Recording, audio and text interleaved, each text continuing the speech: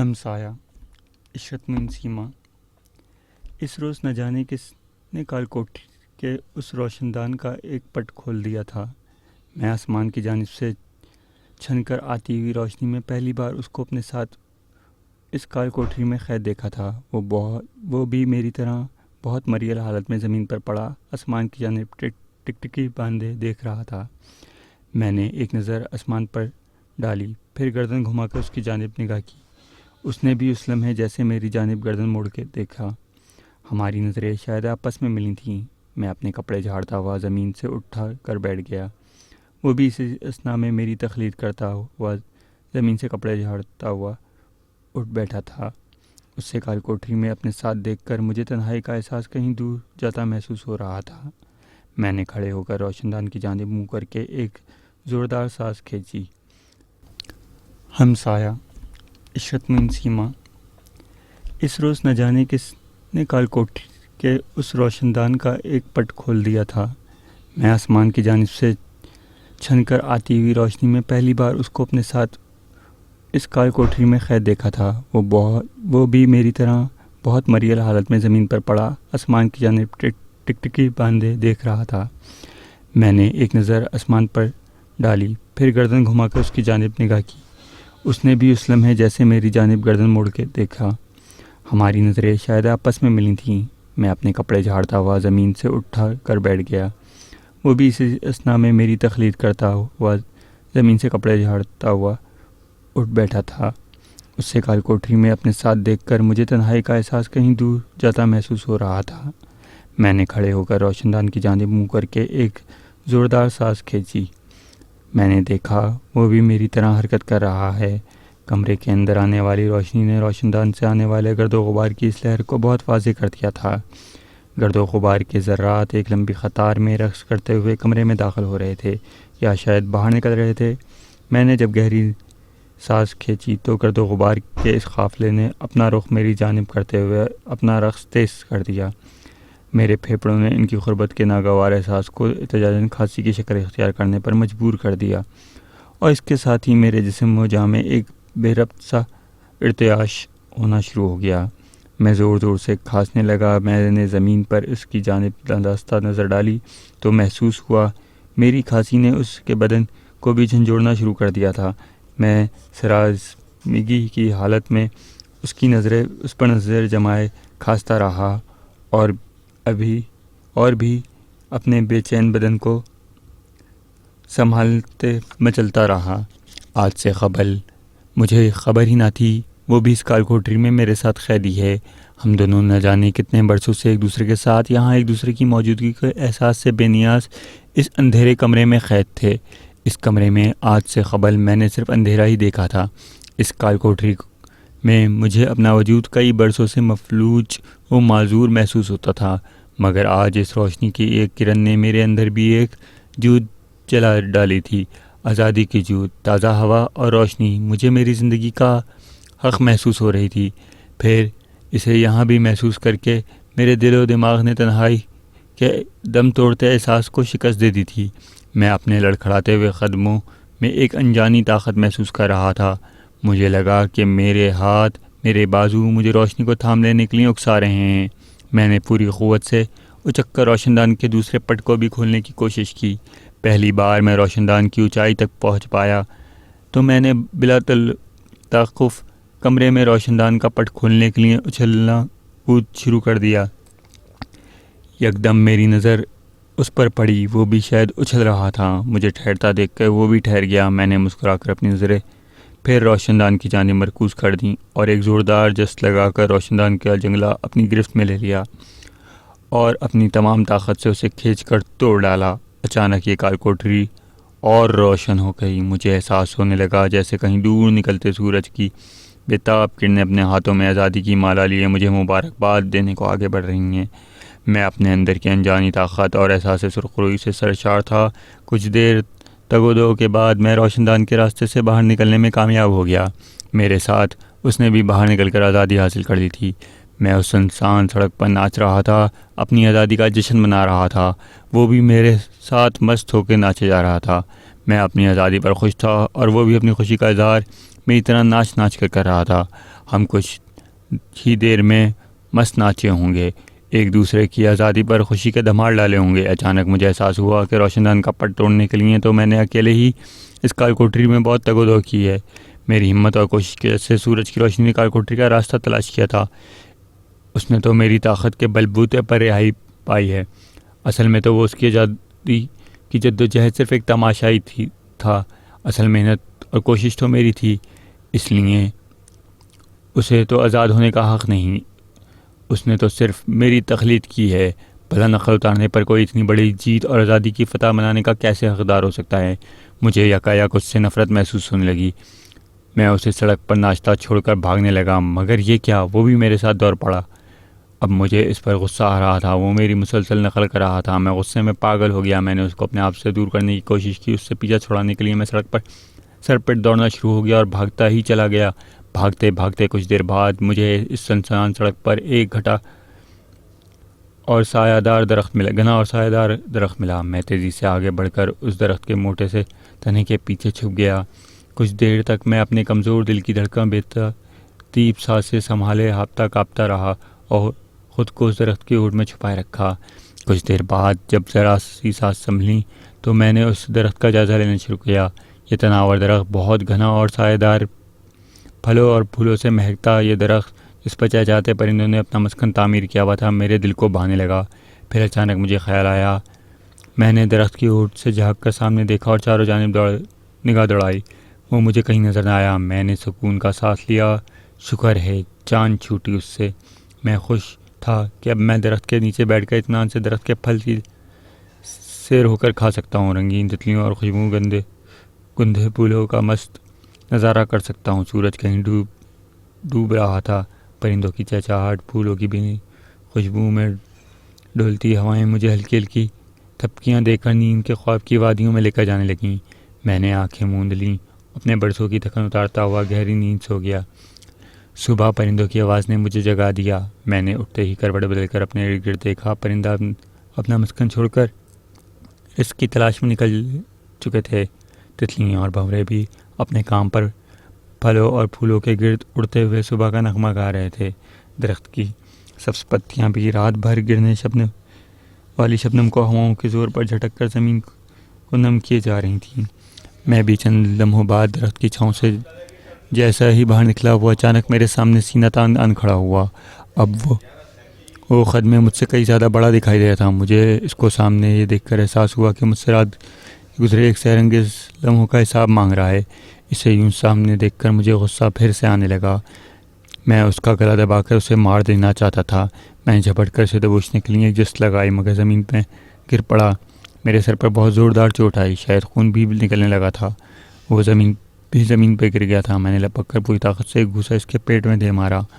اس بار میرا مکہ زمین سے ٹکرایا اور مجھے لگا میرے پنجے کی انگلیاں ٹوٹ جائیں گی۔ میں غصے سے بے قابو ہو گیا۔ اپنی پرواہ کیے بغیر پر اپنے دوسرے ہاتھ اور دونوں پاؤں تابڑ توڑ حملے کرنے لگا۔ وہ میرے برابر میں زمین پر میرے بدن سے چپک کے لیٹا مار کھاتا رہا اور شاید مجھے بھی مارتا رہا۔ میرے ساتھ وہ بھی گھائل ہو گیا، مگر میں کسی جنون کی طرح اسے مارے جا رہا تھا۔ میں کسی طور پہ اسے دریافت کردہ درخت اور اس کے پھلے پھولوں کے چھاؤں کے حصے دار بننا نہیں دینا چاہتا تھا۔ میں اسے ختم کر دینا چاہتا تھا، اس لیے میں اپنی پوری طاقت جمع کر کے اسے مار رہا تھا، مگر ساتھ ہی ساتھ خود بھی لہولان ہو چکا تھا۔ میرے بدن کی ہڈیاں اس سخت زمین پر بار بار گر کے چکنا چور ہونے کو تھیں۔ میرے بدن پر جگہ جگہ کھال ادھڑ گئی، خون بہہ کر پیاسی زمین کو سیراب کر رہا تھا۔ سارا دن لڑتے لڑتے اودموا ہو کر زمین پر گر پڑا۔ اب میرے جسم میں طاقت ختم ہو چکی تھی، وہ بھی زمین پر سرسک رہا تھا۔ میری آنکھیں بھی ذرا سا دم باقی تھا۔ میں نے دیکھا اس درخت کے پرندے اپنے ٹھکانوں کے جانب واپس آ رہے تھے۔ اس وقت اس درخت پر تنی دھوپ کی چادر سنہری ہو رہی تھی اور سورج بھی آہستہ آہستہ ڈھلنے کو تھا۔ میں تھکن سے چور اور زخموں سے بھرے اپنے بدن کو درد کی آخری بار محسوس کیا۔ اس وقت مجھے لگ رہا تھا کہیں دور نوحہ پڑتی ہوئی ہواؤں کے شور میں ڈھلتے سورج کی روشنی اس کے وجود کو اپنے اندر کہیں تحلیل کر رہی ہے، اور اس درخت کا دیو ہیکل سایہ ابھی اندھیرے میں تبدیل ہو کر زمین پر میری لاش کو کفن پہنانے کے لیے آگے بڑھ رہا ہے۔ میں نے دیکھا وہ بھی میری طرح حرکت کر رہا ہے، کمرے کے اندر آنے والی روشنی نے روشن دان سے آنے والے گرد و غبار کی اس لہر کو بہت واضح کر دیا تھا۔ گرد و غبار کے ذرات ایک لمبی قطار میں رقص کرتے ہوئے کمرے میں داخل ہو رہے تھے یا شاید باہر نکل رہے تھے۔ میں نے جب گہری سانس کھینچی تو گرد و غبار کے اس قافلے نے اپنا رخ میری جانب کرتے ہوئے اپنا رقص تیز کر دیا۔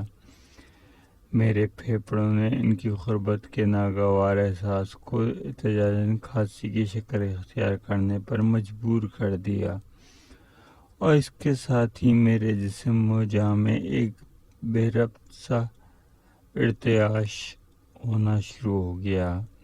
میں زور زور سے کھانسنے لگا۔ میں نے زمین پر اس کی جانب داستہ نظر ڈالی تو محسوس ہوا میری کھانسی نے اس کے بدن کو بھی جھنجھوڑنا شروع کر دیا تھا۔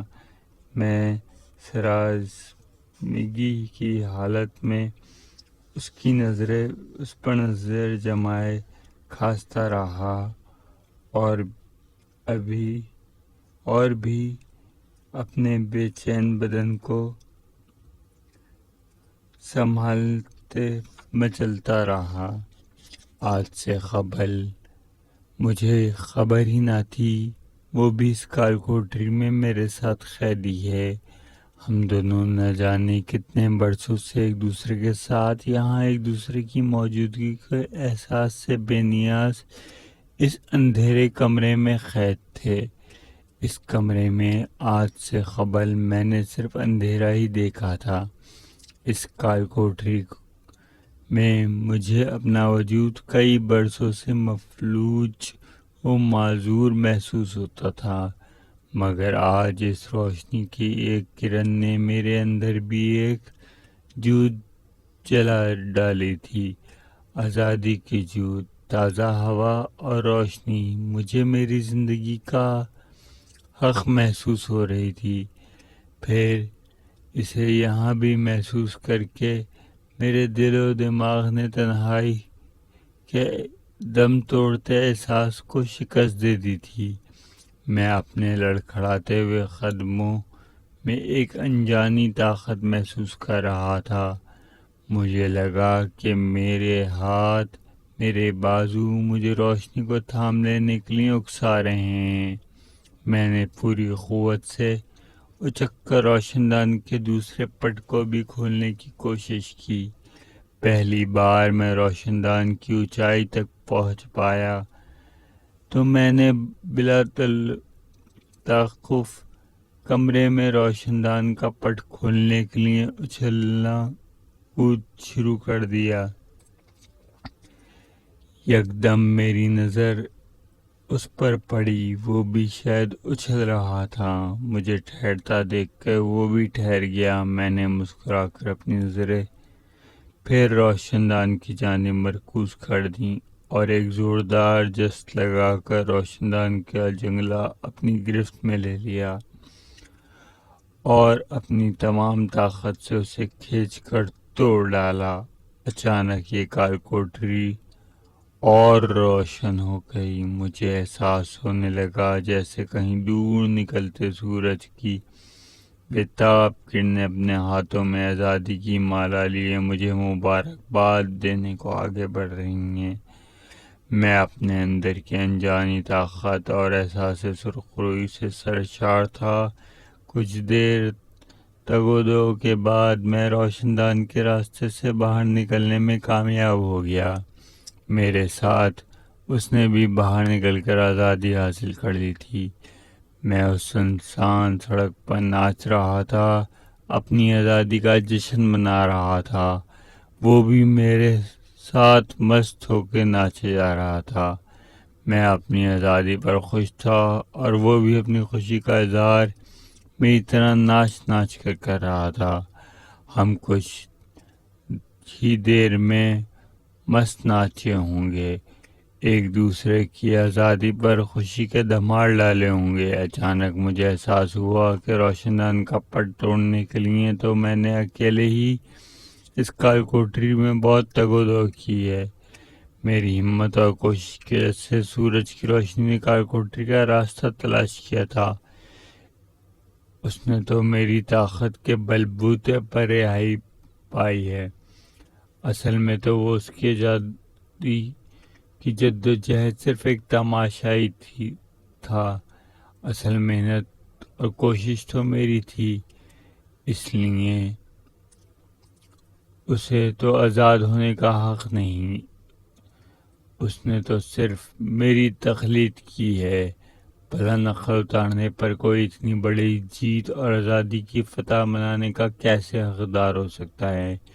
مجھے یکایک اس سے نفرت محسوس ہونے لگی۔ میں اسے سڑک پر ناشتہ چھوڑ کر بھاگنے لگا، مگر یہ کیا، وہ بھی میرے ساتھ دوڑ پڑا۔